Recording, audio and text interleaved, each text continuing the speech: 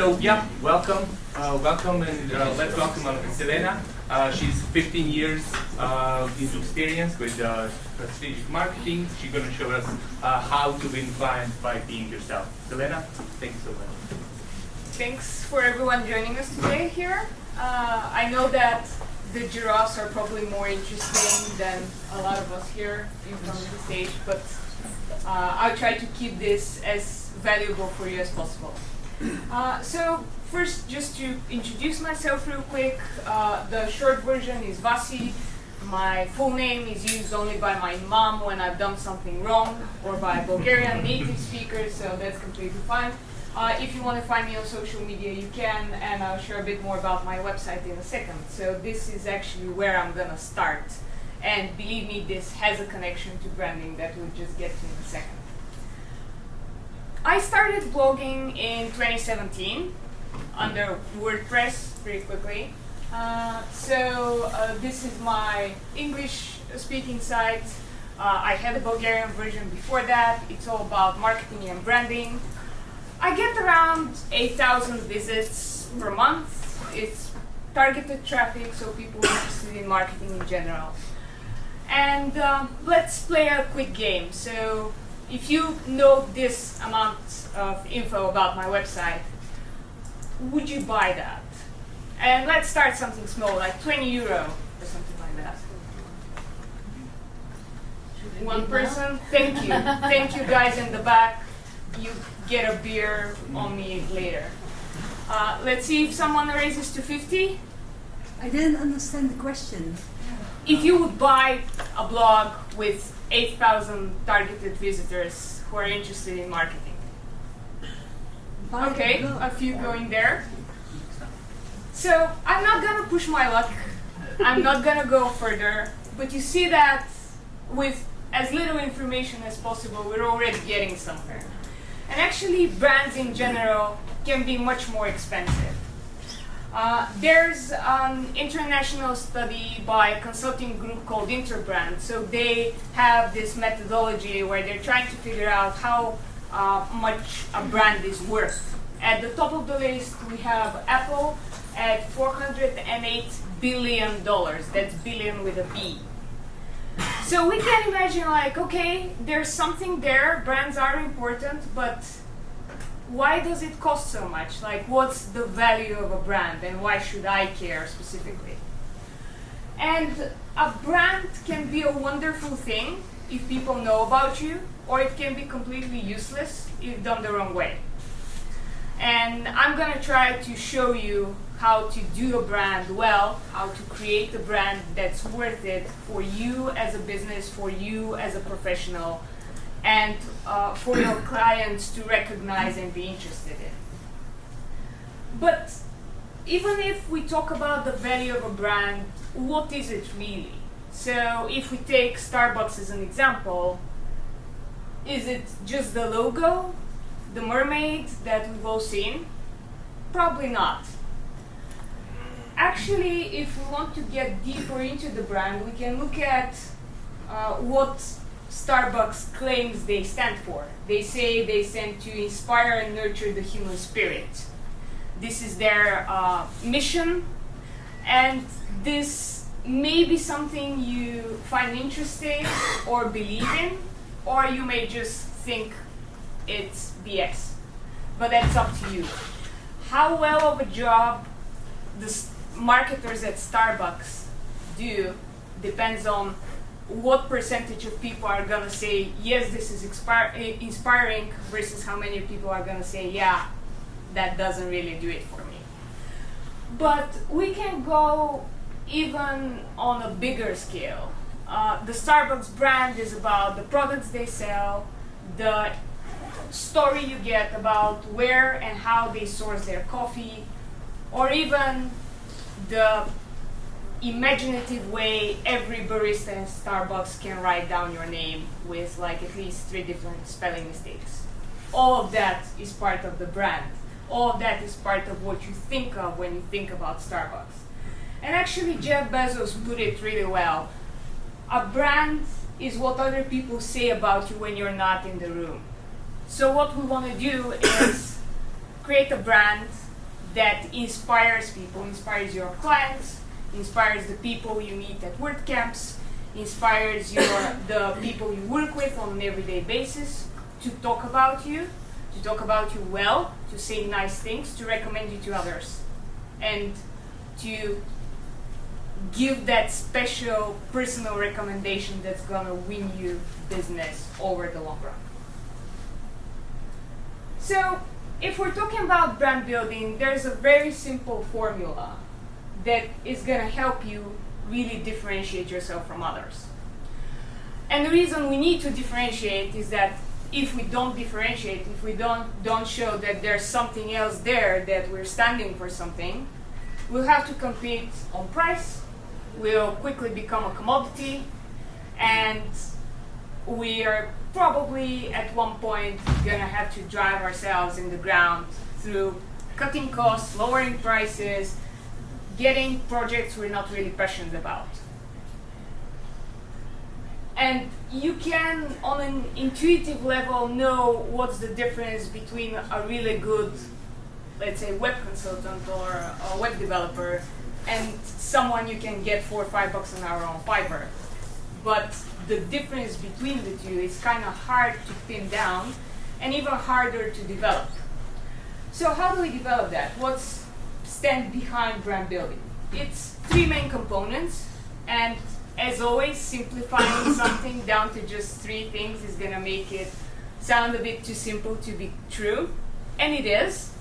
But I'll have to use a formula, otherwise we can stand here for a couple of more hours, and I don't think anyone who's looking forward to lunch would want that. So I'll have to play around here. So first off, to build a good brand, you need others to know you. Then you need them to like what they hear about you, to be interested in what you have to say.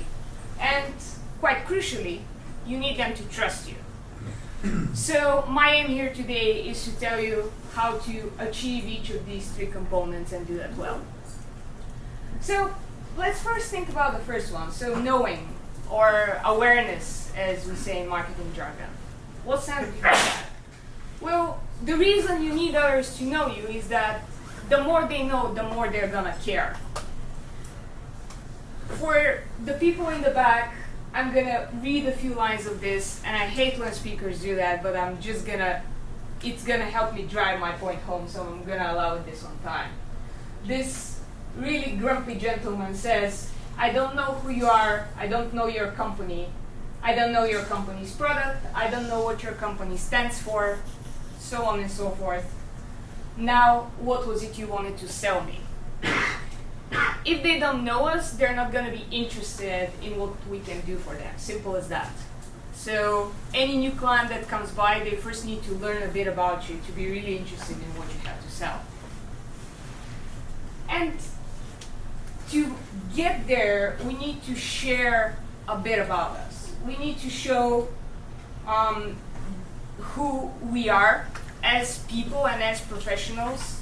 I'm gonna get into it in a few minutes, but it's really important to show both these sides, because this is what's gonna build trust. Of course, we need to show what we can do, the products or services that we're selling. We need to show our track record, we need to show what we can do for them. Case studies are a particularly important point here, but I'm not going to delve deeper into that. If you're interested, we can talk about it after I finish the talk. But more importantly, we need to give them an idea of what we stand for and what our personality is like, so what we value.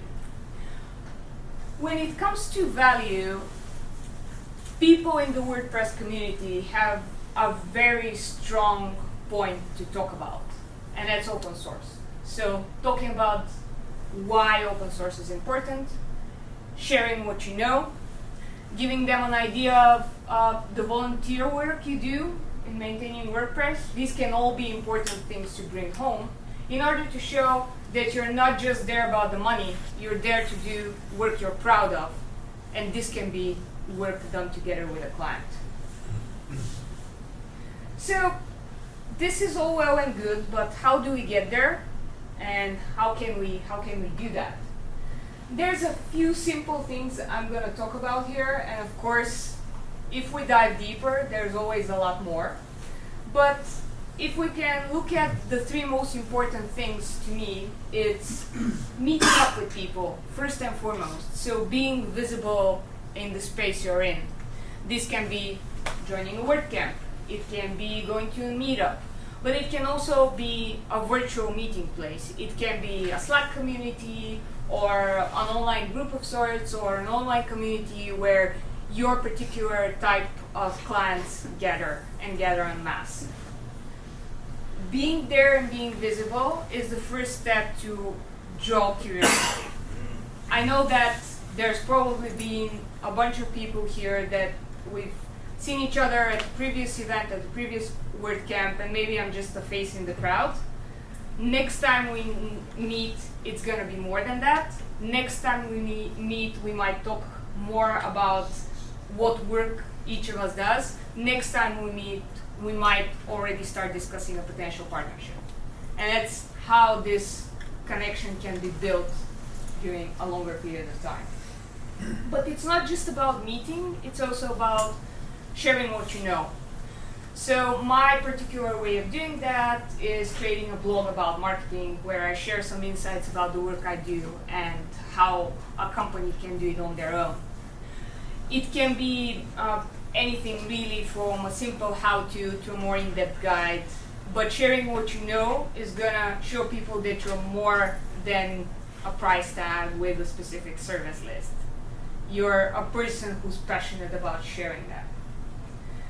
And the third component, and I think all of these are super applicable to the WordPress community, the third one is helping out. Helping others out with any information you can, be it answering a simple question, be it helping a marketer like myself fix something they broke on their site because they're just a marketer and have zilch understanding of code whatsoever. It can be helping someone who's just trying to fix a simple bug. This time it might be helping them out with a few lines of a comment or a few lines of code. Next time it can be helping them out with a more substantial project that you want to work on. And often when it comes to this point, especially when I talk about sharing and helping others out and so on, there comes a question of, okay, like this is all well and good, but if I'm sharing a lot, will they really want to work with me, or are they just gonna do the job themselves? And from my experience at least, this isn't really the case. The step from knowing someone to hiring them to do work for you can be very small if you show that you're going into that relationship with an open mind and being there with the position of wanting to help someone else do a good job. So this is an example from my own blog. I share a lot about different ways you can conduct marketing research or conduct different marketing strategy tasks. And this is a super lengthy guide about a specific technique for customer research known as jobs to be done.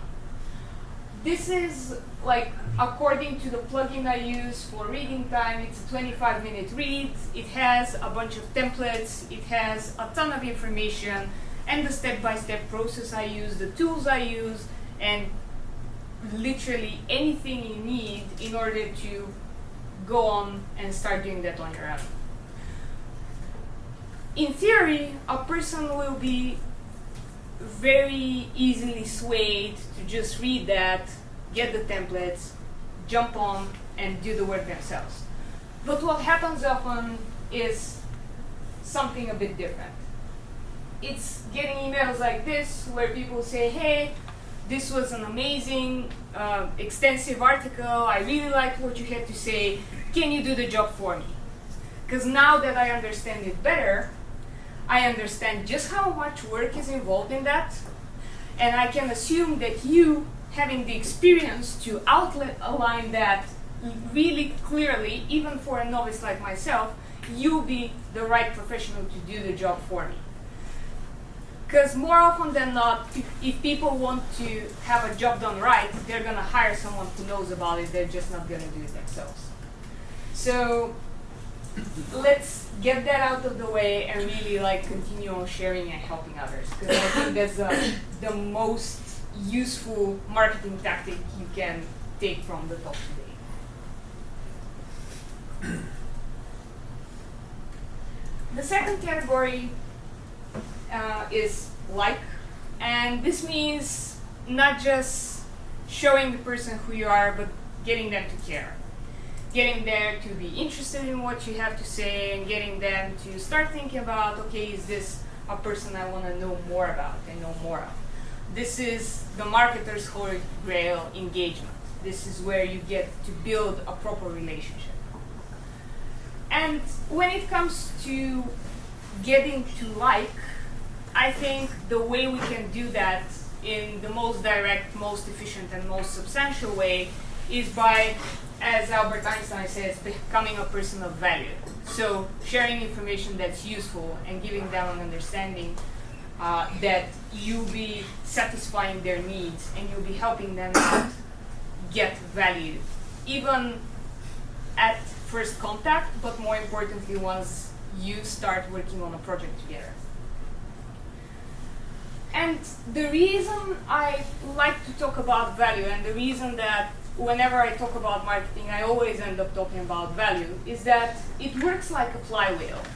It looks like a self-propeller that's gonna get you more awareness, it's gonna get you more engagement, and it's gonna get you more eyeballs and more potential leads.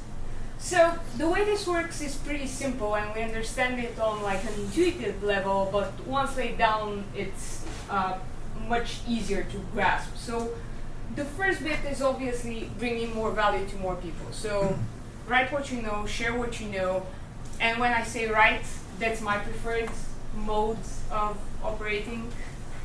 You might be doing a podcast, or you might be doing vlogs, or you might be doing how to recording of a particular function, and so on and so forth. But it's about bringing the value to others. Once that happens, once people see valuable content, they engage with it. And when I say engage, it's not just about like the likes, comments, and shares on social media. It's about getting people to really read through what you have to say, or listen through a video that you've recorded. It's about getting them to really ask questions at the end, which is why speakers always love getting questions at the end of the talk. It shows that it has been relevant, that it has been valuable, and everyone's been paying attention. It's about getting them to share that information with people who might benefit from it as well. Because whenever I find an article that's interesting to me, I'll share it with a bunch of colleagues because I know it will be interesting for them as well. You probably do that too.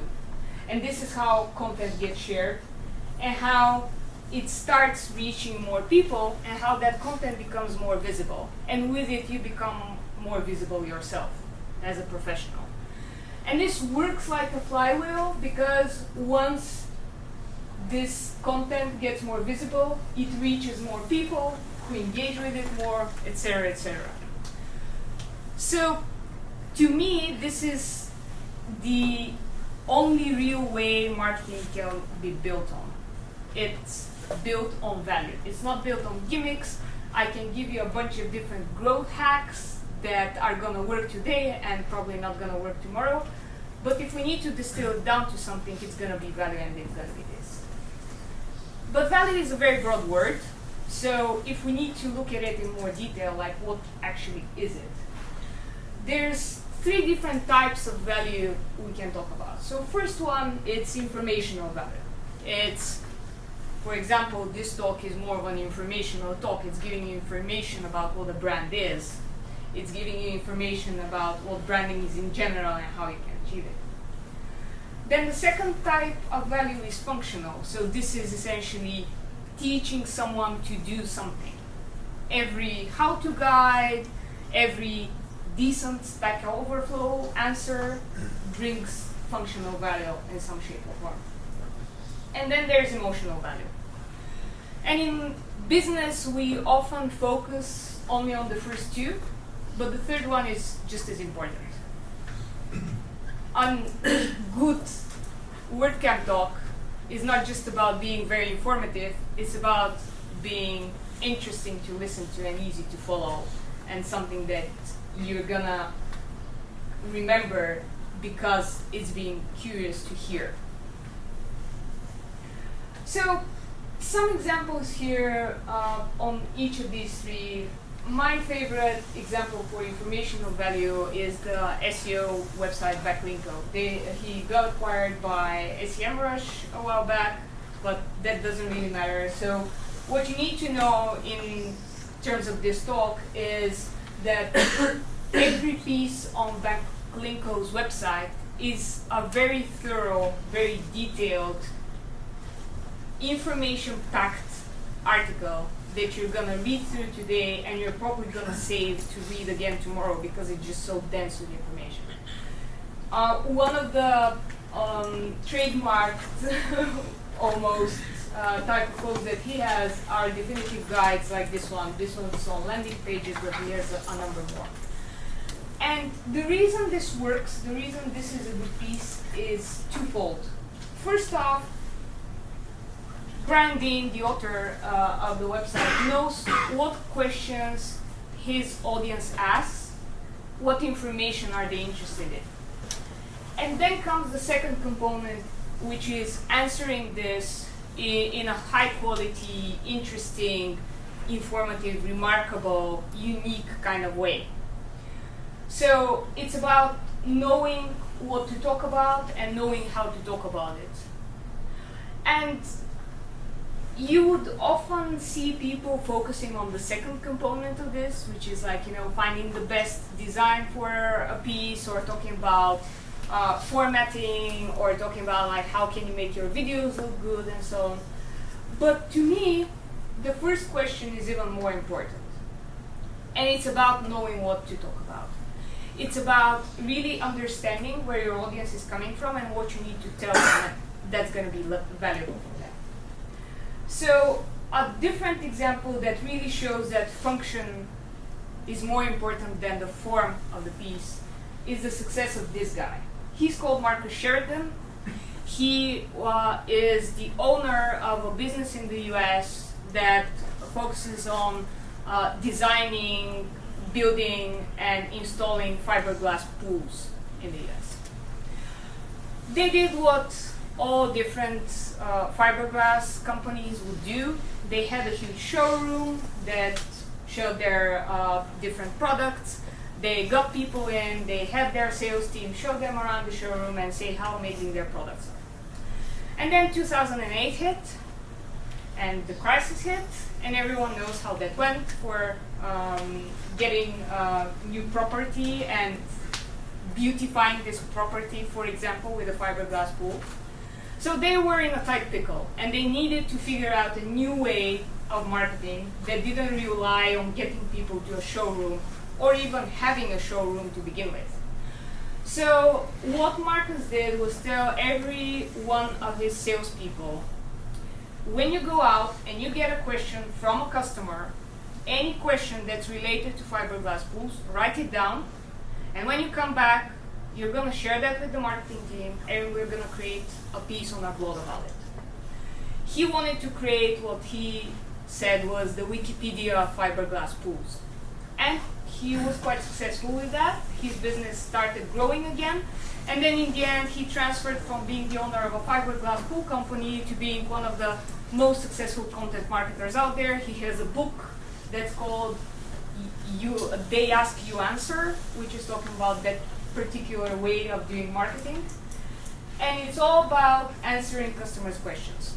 So if you can get there, if you can get like super curious about what your customers or potential customers want to know, you'll be doing good marketing. You'll be on the way to doing to getting to that component. And as I said, emotion is still big in business. I can give you a lot of examples. This is one of my favorite ones, and although it's for products rather than personal brands, it's pretty applicable here as well. This is the owner of Dollar Shave Club, which was one of the first D2C brands. They started way back in 2012, and what they are selling is a subscription service for razors. I'm sure quite a few of you have probably heard about them. If you haven't, go online, go to YouTube and look for Dollar Shave Club, and you see this commercial where this is still from their first commercial, which aired in 2012. So what they did was a very simple video that they put online on March 6, 2012, just a random day that wasn't like a big holiday or anything like that. And what happened afterwards was super interesting. They got 12,000 sign-ups just by launching the video in 48 hours. They didn't have a huge budget. They had about $4,500 that was mainly used for the production of the video itself. And since this was in 2012, I'm pretty sure that the same quality video you can now do for probably like $1,000 or something like that, because technology is getting cheaper and more accessible.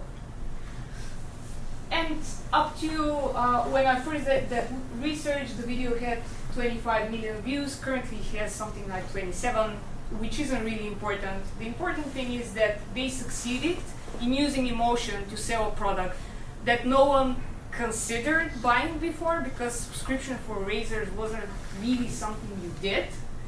No one knew the brand because it was like a completely new thing out there, but they still got the ball rolling. And in 2016 they got acquired by Unilever for like $1 billion in cash or something. So that's a good example of building up a brand.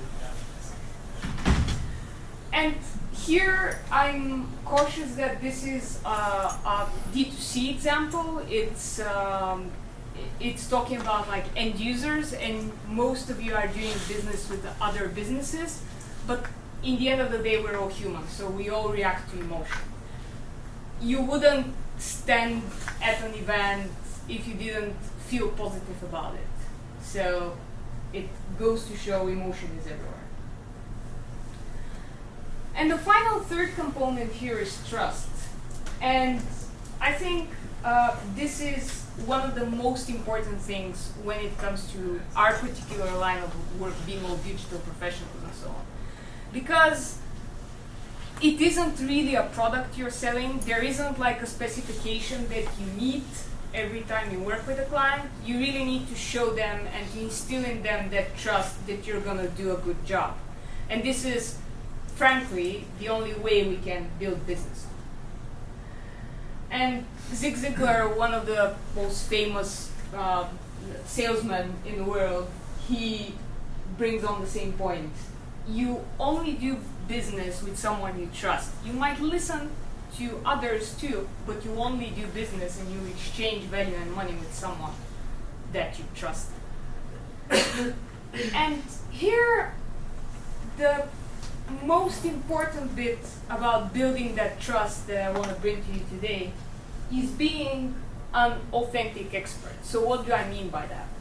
Well, first let me show you some stats. So this is a survey that gets done every year. It's called the Edelman Trust Barometer, and it explores a bunch of different dimensions of trust. And one of the most curious ones is, who do people deem credible or extremely credible? And there's two bits here that are relevant to mine and yours work here.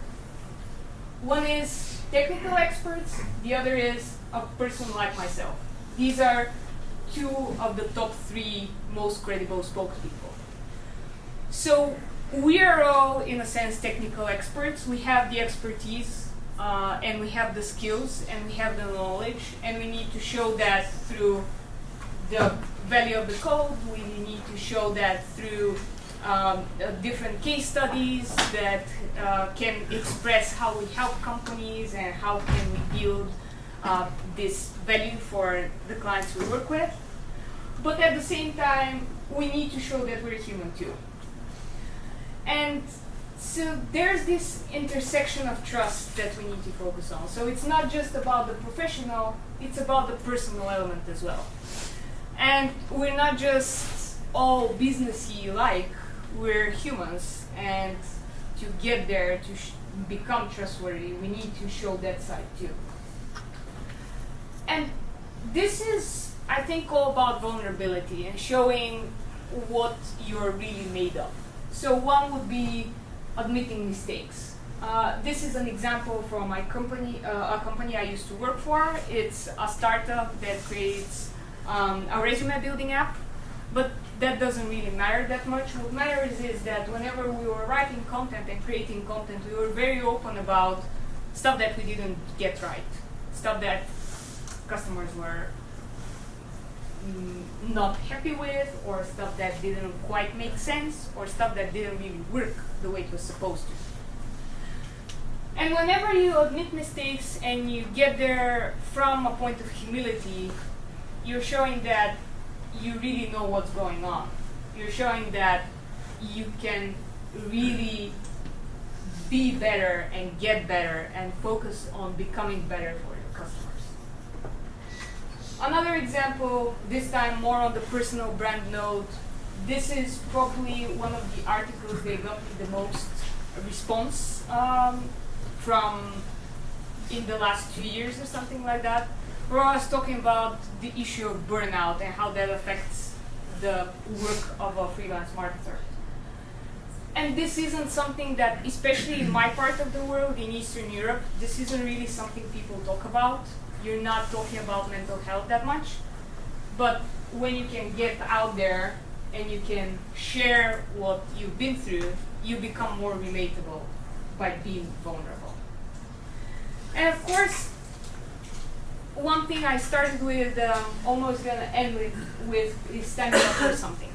Showing what you value, showing that you're treating bigger trends and bigger issues from the point of view of an expert, but also from the point of view of a human being, and that you're in the same boat as your customers. So this is an example from DHH, who's the founder of Basecamp and who created a service, an email service called Hey, that really got into a proper David versus Goliath fight with Apple when Apple told them that they're not gonna let them have their app on the App Store if they're not funneling all payments through the App Store ecosystem. And this got all the way to Congress hearings, and it had huge impact, but it's also the reason why a lot of people heard about Hey, a lot of people who didn't know about Basecamp before heard about it, and why DHH became sort of like a household name for everyone fighting against them.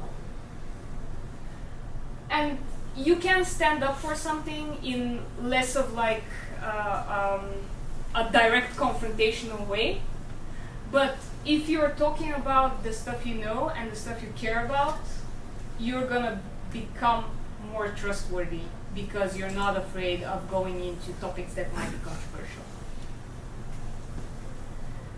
So I asked you at the beginning if you would buy my blog or not. And the point I was trying to make was about the value of a brand. It's been something I've been building up for quite a long time. And I wanted to sort of do a back of a napkin calculation. Obviously, Interbrand is gonna never be interested in evaluating my personal brand, but I can do it pretty easily because I know how much money is coming in from projects, and I know how much time I'm investing in developing new content, which is the main way I'm doing marketing and doing brand building currently. So this is a very simple graph that I've cut on purpose about money in the bank for my company. And what I can tell you is that with a simple blog that doesn't get updated as often as I want to, I'm still getting a very high ROI on building a brand with the tools and approaches that I talked about today. So this is what I'm doing. It has been working for me, and I think it can work for you as well. So yeah, that's it from me. And if you have any questions, I'll be happy to answer.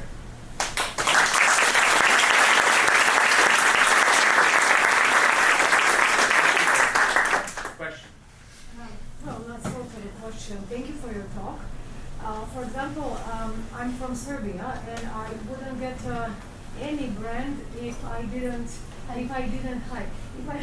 let's say gave some free HTML themes and free this and that, and got a client from USA, and then we build value through the years. So it's kind of, I think, different from country to country how they see you. yeah, they think you're good, but you have to create something online to share. For example, they start for free.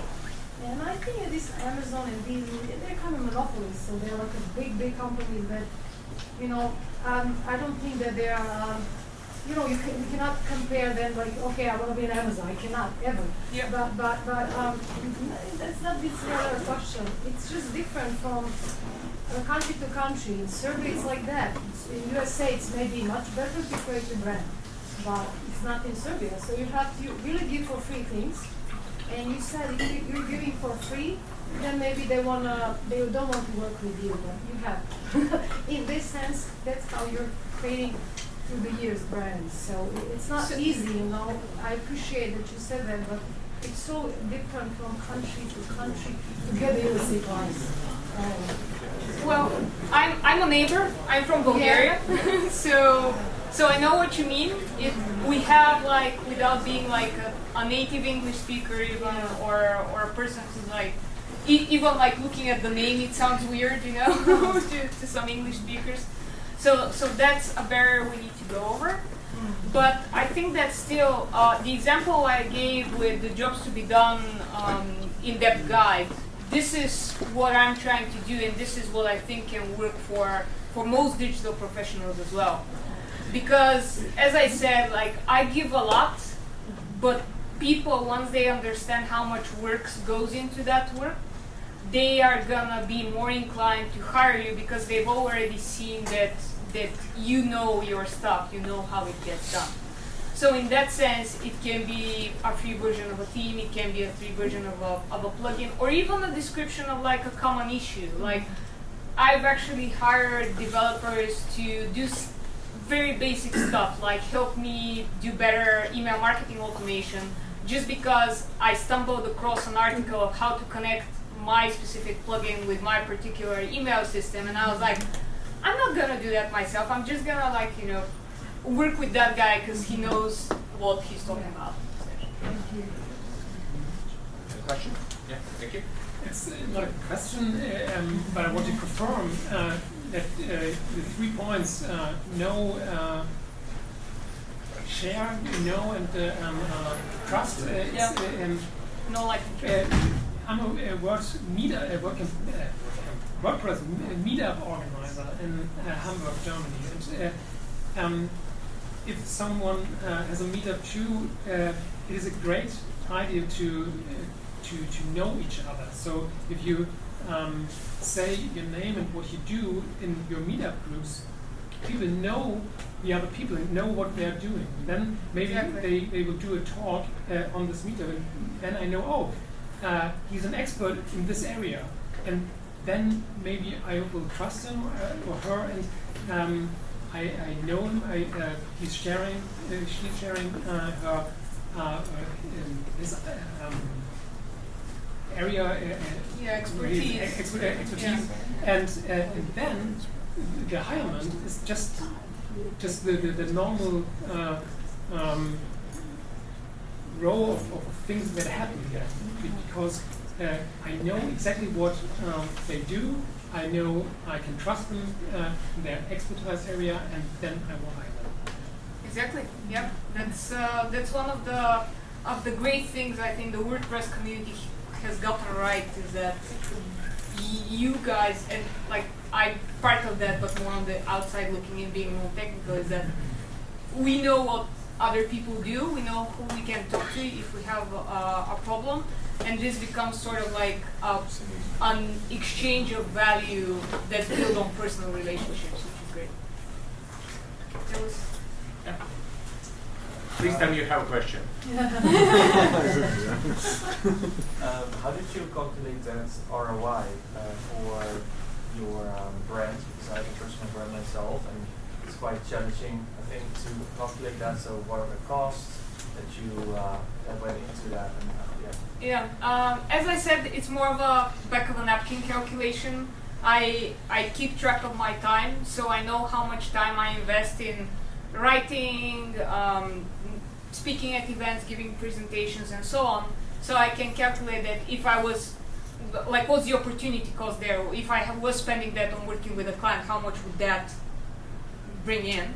And then on the other hand, the graph I showed, it's actual money in the bank for my company. So that's sort of, this shows like the development over time. And then if I divide the cost of my work against the money that I'm getting, the revenue that I'm getting, it's sort of how that was done.